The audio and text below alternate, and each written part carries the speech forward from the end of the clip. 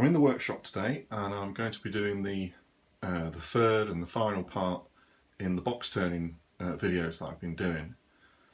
Part 1 was roughing out, and part 2 was a very simple wooden box, and this is part 3, and this is all going to be about hybrid boxes. I make and sell these blanks, and I've turned dozens and dozens of the finished boxes. It's a piece of natural edge burr with resin, and I use Australian burrs, but I wish I could use more of the English burrs, elm and oak, but I just can't find them. So the Australian burrs work really well, and they tend to have a really jagged natural edge, and they're highly figured. So this is how the box blanks are sold. I turn them all into round blanks on the lathe and check, and then I list them on my website. I'll put a link and everything in the description. They already come with a chuck tenon on them, which is normally about 50mm to suit the majority of jaws. And this is one I made recently. This is a piece of really highly figured York gum burr, and it's a very dark, sort of velvety purple resin, which changes. I don't know if the camera picks that up, but it's very iridescent. It changes in the light, and the main difference is, and what I get asked the most about, is how to finish these blanks. So I don't want to cover old ground and go over the chucking process and the turning process too much, because that's already really been covered in the wooden box video. So I will talk a little bit where the differences are on the hybrid box, but the majority of this video will focus on the finishing rather than the turning. Really, because it's just going to end up too long if I go through it all in one session again. So I'll start it off, and I put it in the chuck, and I look at the blank, and I think about the design that I'm going to make, which is similar to the finished box I've just shown you, and I sort of decide which is going to be top and bottom. And on this one, the burr nearly cuts across the middle on one end, and then it tapers away down the side. And this is quite common with the Australian burr, because I buy the burr and it's like a carbuncle, like a sort of semicircular with a chainsawed face one side and a spiky natural edge all around the other side. So you often get a taper. So I've decided to make this the top, and the proportions of this box buck the norm a little bit. They don't really follow any sort of standard 1/3 to 2/3 or anything, which are okay as a guide, but this one bucks the norm. If you want to copy this at home or have a go at this design, the box blank's 90mm long. I allow 20mm for the top, and then the male tenon goes onto the base, so the base ends up being roughly 60 to 65mm tall. And I'll go ahead and mark that out.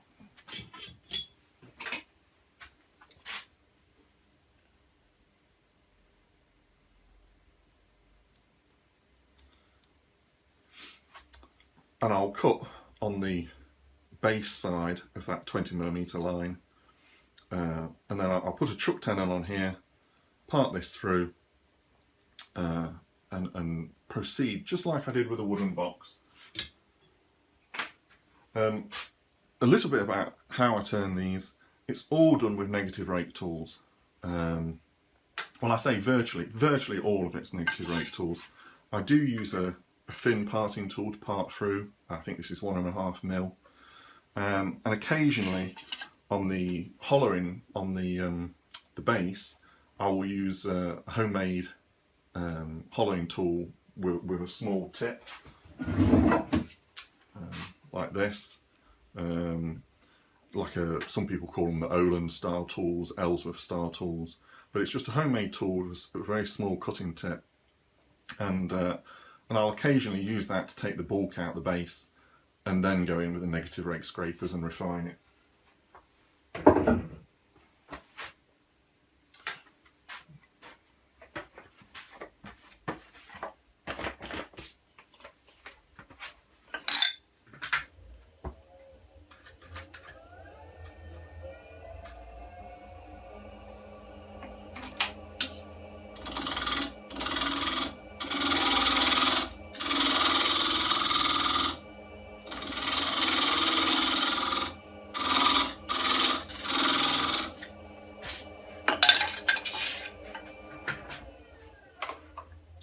There's my pencil line.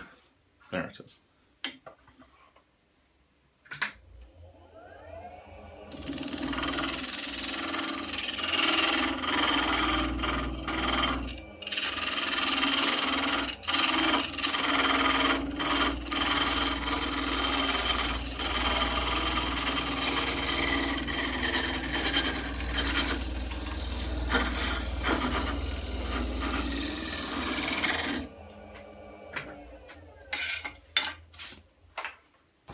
So with the lid parted off, I can take the base out of the chuck and put the lid in, and this design, or the design I'm doing, has a reduced diameter lid, so I take a lot of the width out of the lid now, and then I start to hollow it out.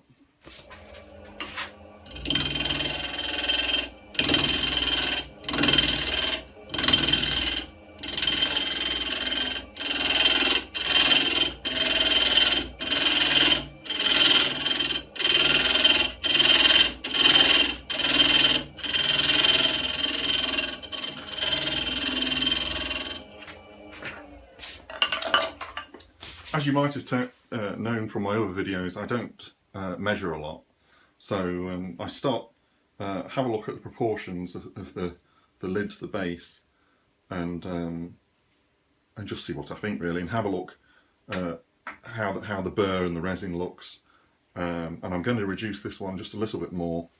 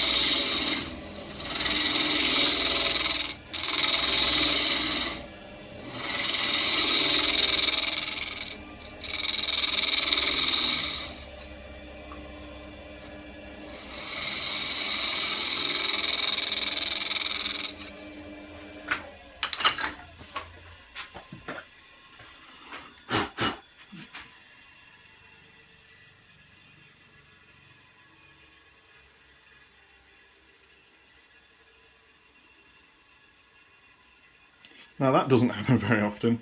That's spot on, first cut. So I'm not having to straighten up the tenon So I'll just clean that little shoulder on the inside, and then the inside of the lid can be finished.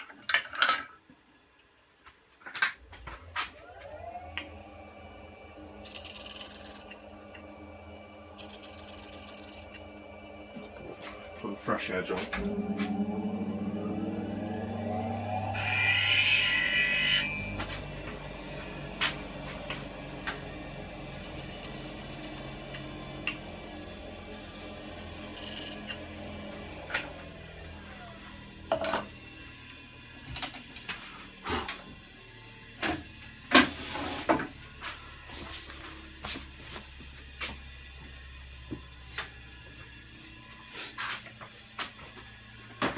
So I mentioned the main difference with hybrid boxes is the finishing.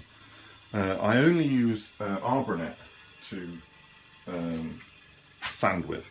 So mica, I don't know how you say it, but mica Arbornet.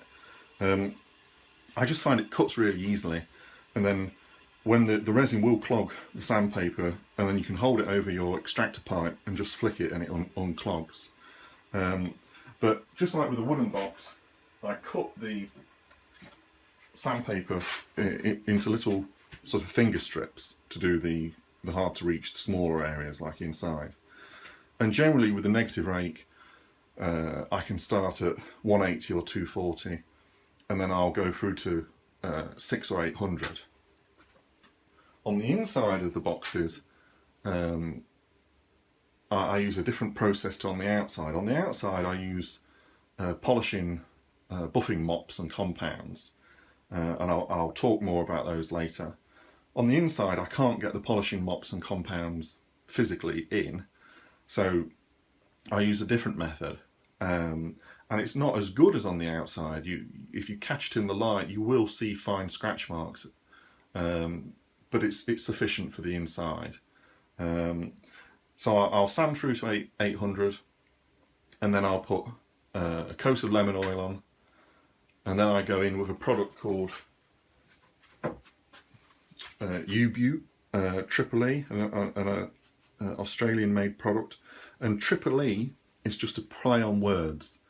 So Triple E, or the first, most people are familiar with a cutting compound Tripoli, spelled Tripoli, and it's just a play on word. So it's just a wax with a cutting compound in it, which carries the cutting compound. So the lemon oil, then the Triple E. You always have to put something on top of Triple E. So in this case I use microcrystalline wax. So I then put a coat of that over the top, and the inside of the lid is done. So the inside is sanded now to 800. I forgot to say you can use dozens of different ways of finishing them.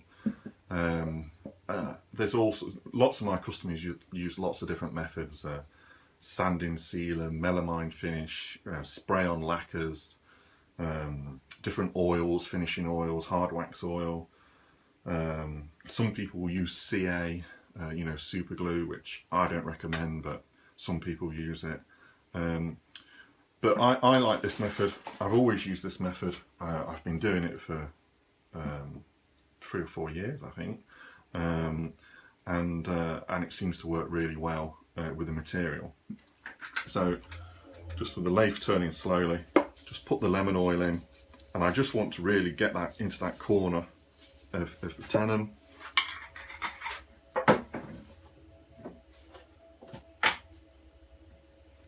The Triple E I apply with a white non-abrasive Nye-Web or Scotch-Brite, I think you can also get, made by 3M, but you want the non-abrasive one, and just again at sanding speed, which is roughly half your turning speed, if not a little less. Just work that all over, and then don't let that dry.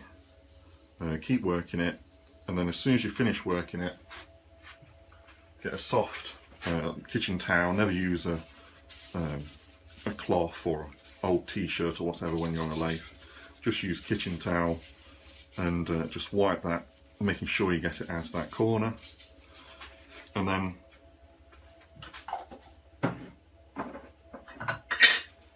And then you can go straight over with the MC wax, the microcrystalline wax. I'm using the chestnut one, but there's lots of different versions. I normally just give that a few seconds, sometimes minutes, sometimes I check my phone or something, but I just let that haze, turn the speed up a little bit, and just buff that out. And again, making sure I get it out of that corner, because it will build up in that corner. And that's it. That's the inside of the lid done.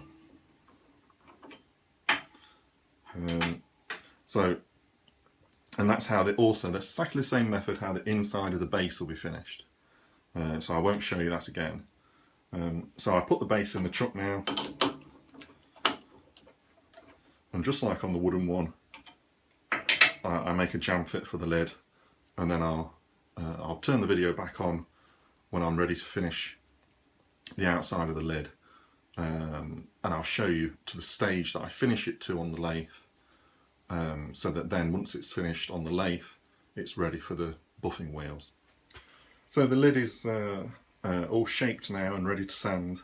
I've roughly shaped the base, but at this point I've not hollowed it or anything, and the lid is still a jam fit onto the base to allow me to sand it and work it. I can't reduce too much of the final size of the base here, because then I won't have enough strength, enough rigidity here at the chuck end for the mass that's up here that still needs to be hollowed out. So I'll sand it now, and a little trick with this shape that I wanted to mention, that there's two flats on the lid here, but and there's a little cove between them, and you have to sand this little cove, which then it always ruins the top flat, sometimes it ruins the bottom flat. So after I've sanded, I just come back in with a really freshly sharpened negative rake scraper and just put the flat back onto those two, and you'll see that, and you'll see how the definition then comes back to the lid and it looks a lot crisper, a lot cleaner. So just reduce the speed, ready for sanding.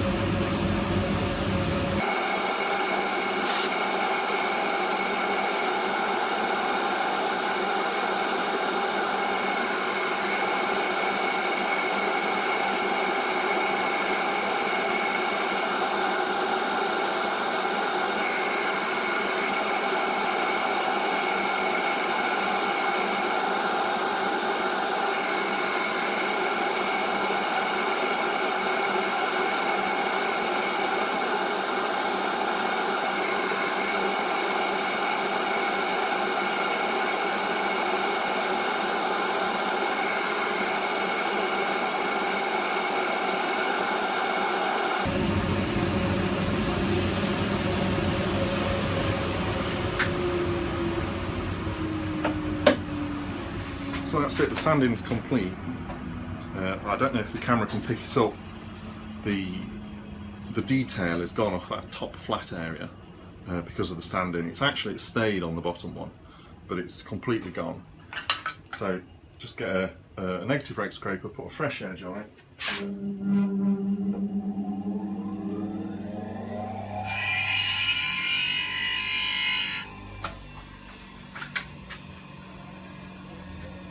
Just very carefully put it back in.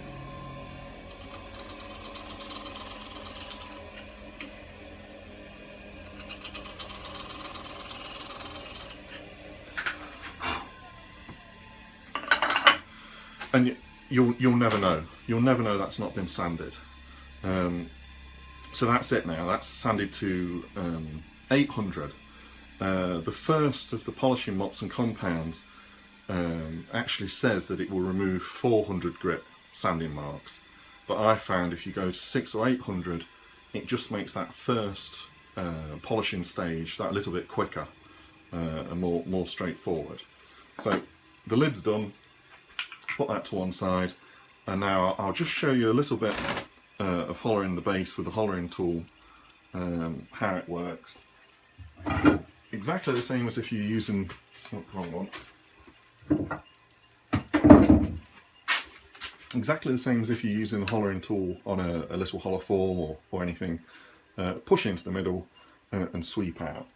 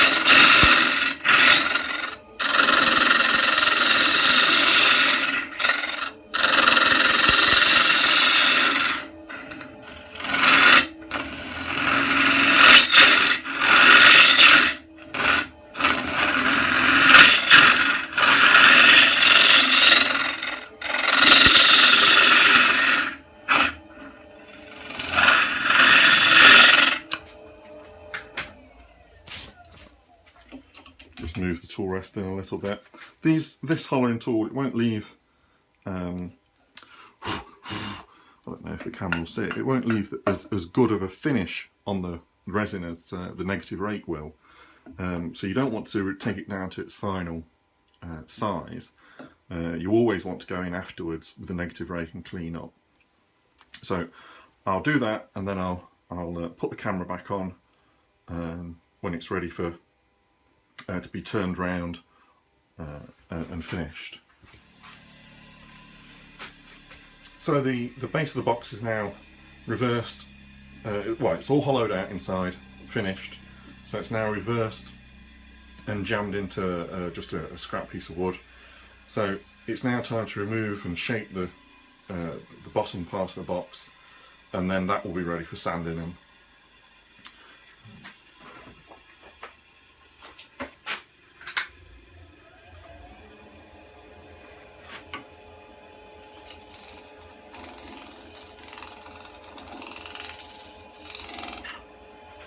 Now you have to go a little bit gently here because you're on the widest diameter, and obviously you're only in a jam chuck. You know, I haven't got a tailstock that's easy to bring up and put into place, but if you want to feel more secure, you know, use your tailstock. But I've got a face shield on, and this is how I choose to do it.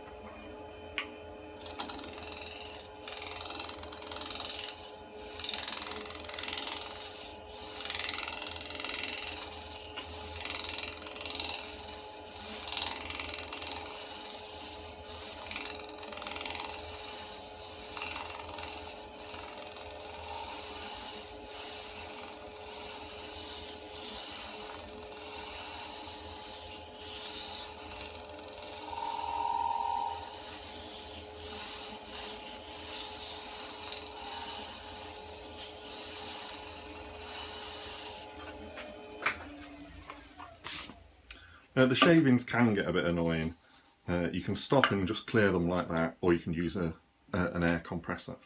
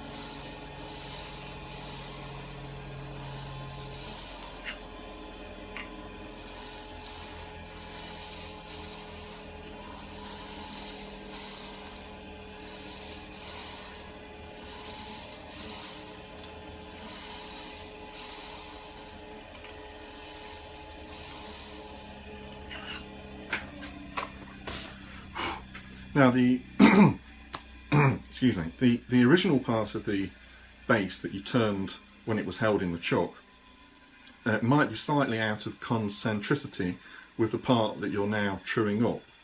This isn't a big deal, but with a fresh edge on the scraper again, just gently blend the two areas across and get the shape how you want it, and then the rest will be done with the sandpaper, and you'll never know.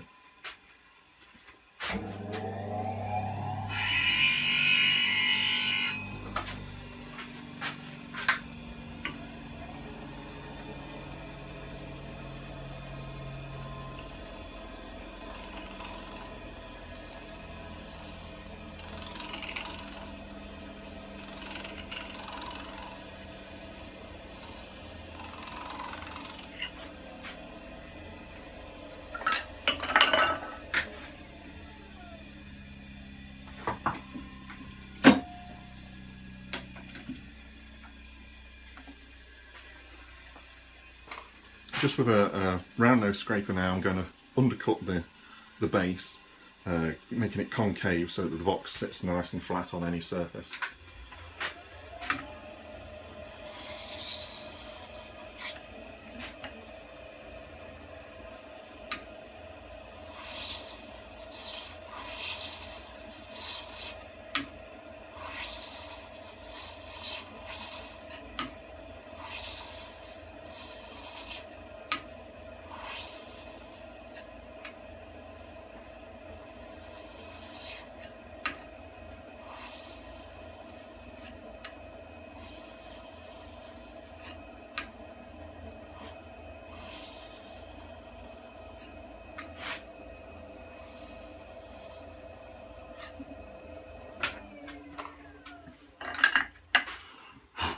So that's it, the bottom of the box is ready for sanding now.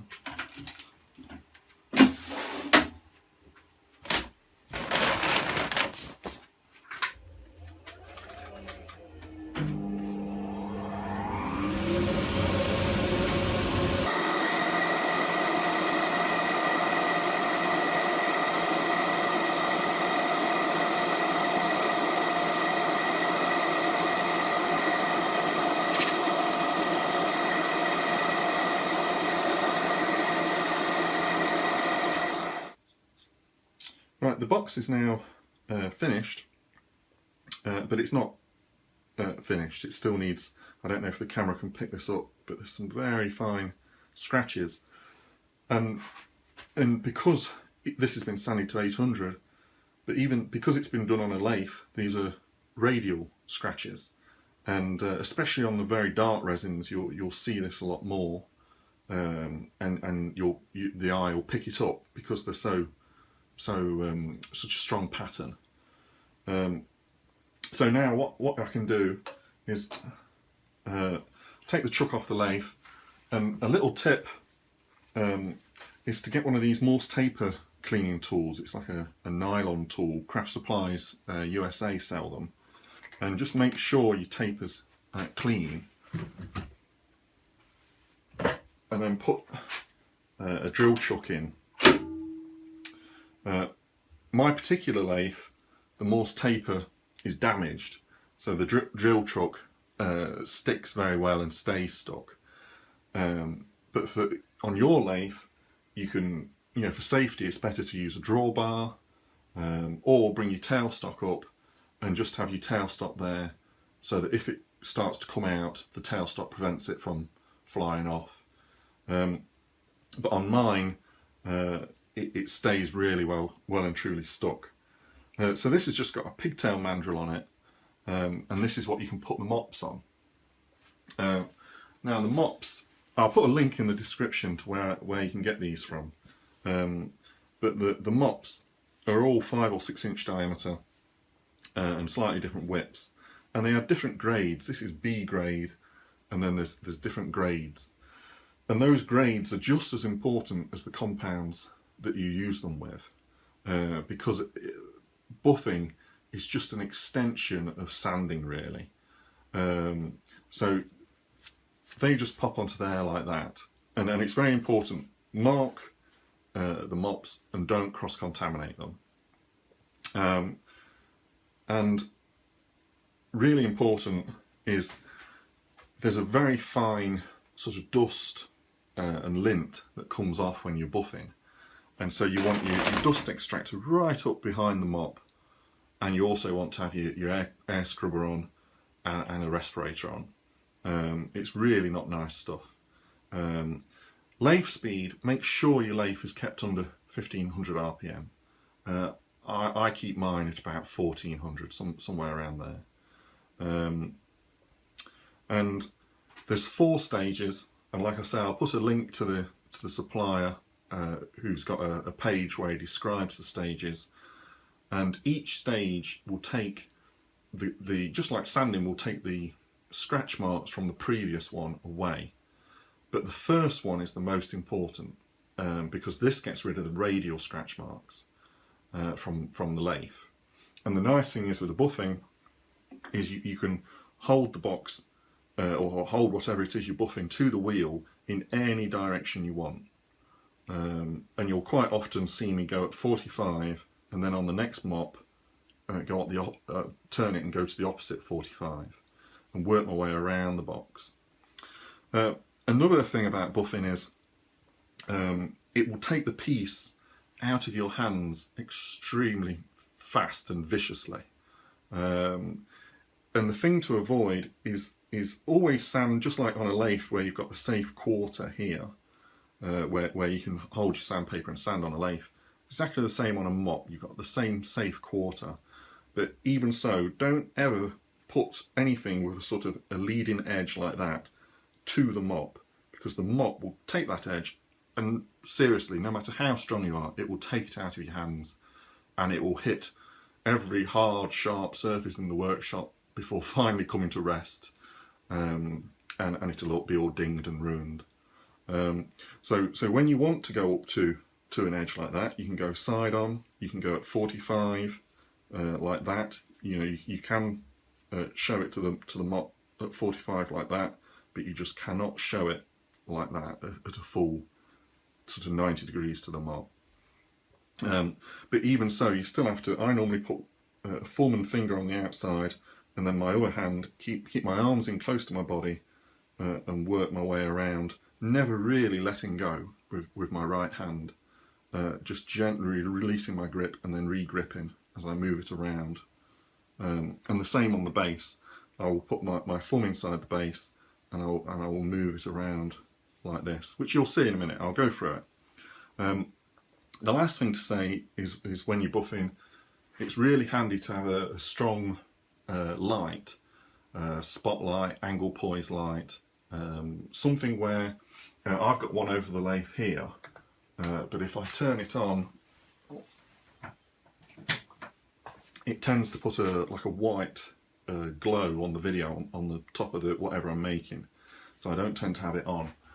But what I do is predominantly as I'm buffing, I will stop and I'll get the spot, the bulb of the light on the surface, and I will just move it and look across the surface to see whether those scratches are gone. And that's really important on the first 2 stages. After the first 2 stages, all visible scratches will be gone, and you're really just putting that final really high sheen on. So let me set the speed. Put the dust extractor on. And it's little and often with the compound, so do the lid first.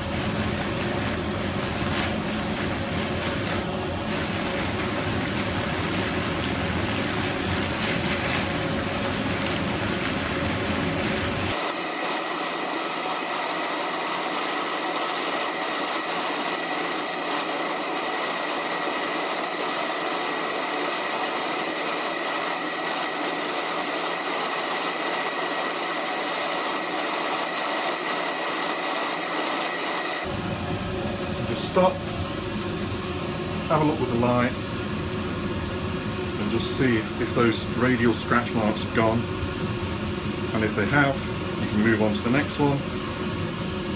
if they haven't, you can just go back to that one area where you can still see them and just redo it.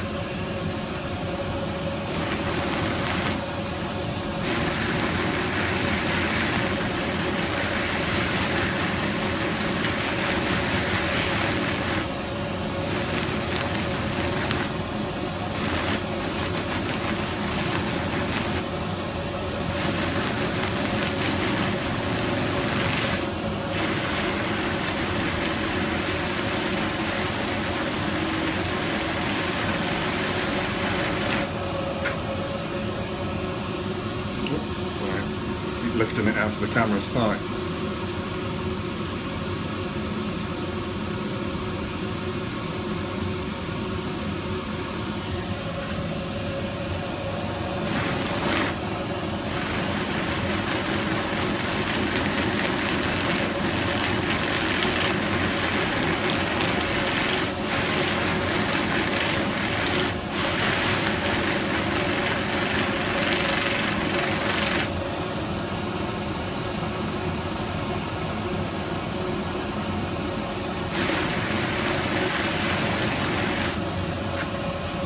So that's it. That's the lid, the first stage on the lid done. So I'll do the base to the first stage and then I'll put the camera back on for the next compound. So the first stage is done. So on with the next mop. And this is the compound where you'll start to build a shine. At the minute there's a little bit of a shine, but it's nowhere near what it's going to be. So everything stays the same, the speed of the lathe, and it's the same process, but the first one is always the slowest and the one that takes the longest, and then it gradually gets quicker and quicker.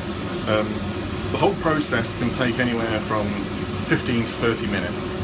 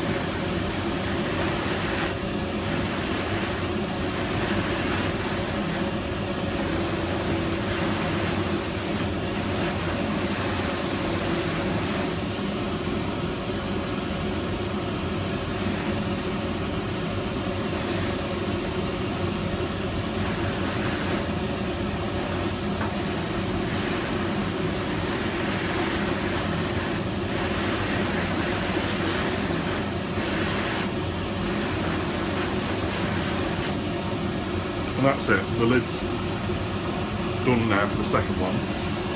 So I'll do the base.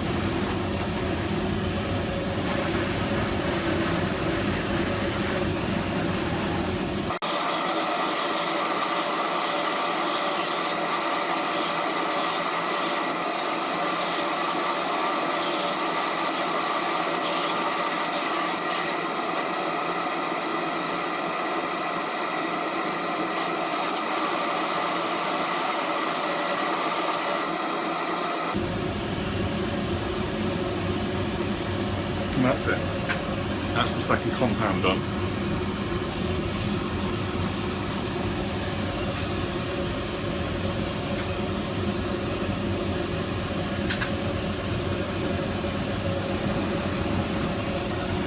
Now these are much softer mops. These are what are called WDR mops. You still have to be careful that they're not quite as grabby as the first two. Sometimes with these last two, I think, you know, is it really doing anything? But it is. You can feel the difference on the surface, especially with the last mop.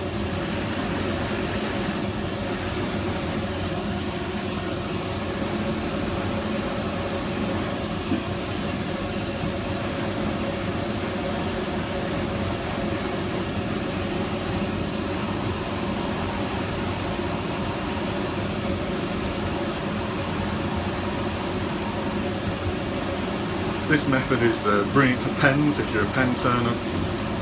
The acrylic pen blanks will polish up like glass.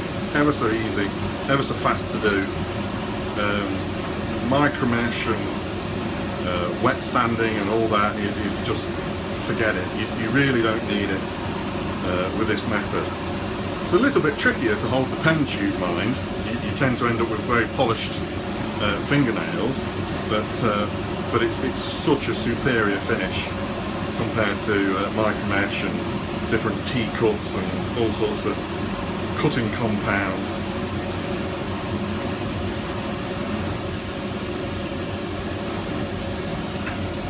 So that's the third one done. Oh, the last one.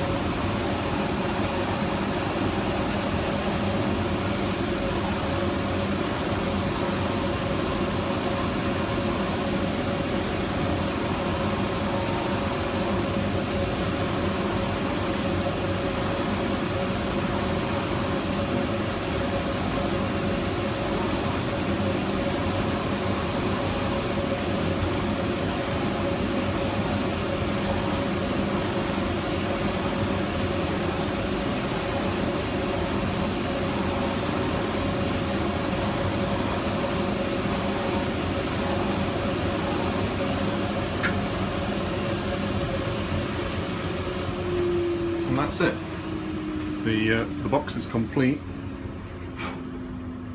The resin is a bit static prone when it's just been buffed, so picks up all the fibre and the dust. But there's the finished box.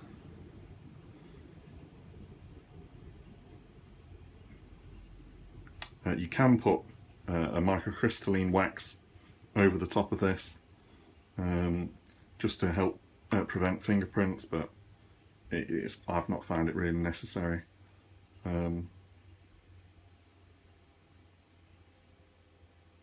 If you choose to use a spray lacquer or a different type of surface finish, then you simply miss out the first mop and sometimes the second one, and just refine the surface with the last two if you want to, and you can, again, you polish it up like glass if you want to, but that's completely scratch free and ready to be sold now. Okay, thank you for watching. I hope you've enjoyed it.